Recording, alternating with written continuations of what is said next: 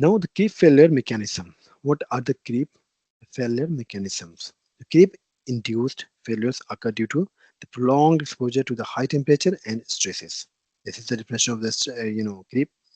The primary failures modes include, what are the primary modes? First one is intergranular fractures. What is the cause? The creep voids forms at the grain boundaries due to the grain boundary slidings. So due to the grain boundary slidings, there is a creep voids, and that reason of the uh, intergranular fractures affects the weakens the materials and it includes the ruptures. So finally, the material will fail.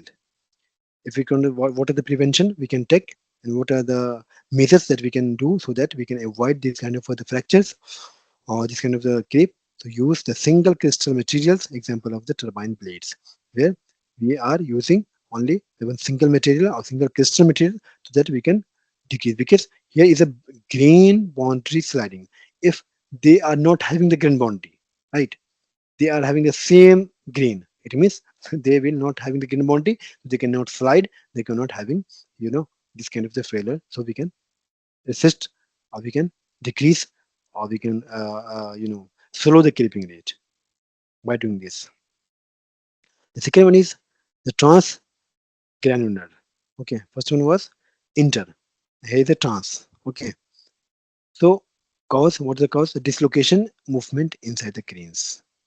So here it was the grain boundary slidings. Okay, but here inside the grain boundaries, inside the grain, their movement of dislocation is occurring.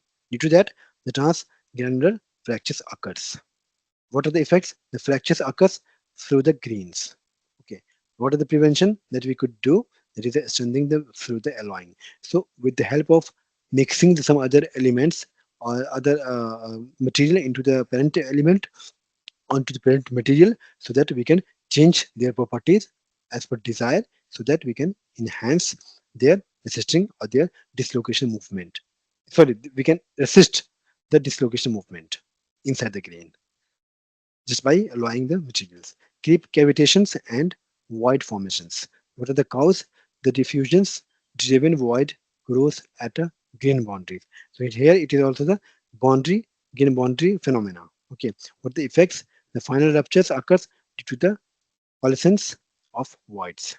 What are the preventions? The heat resistant materials with a strong grain boundaries. Uh, we can use the material which are having the heat resistance.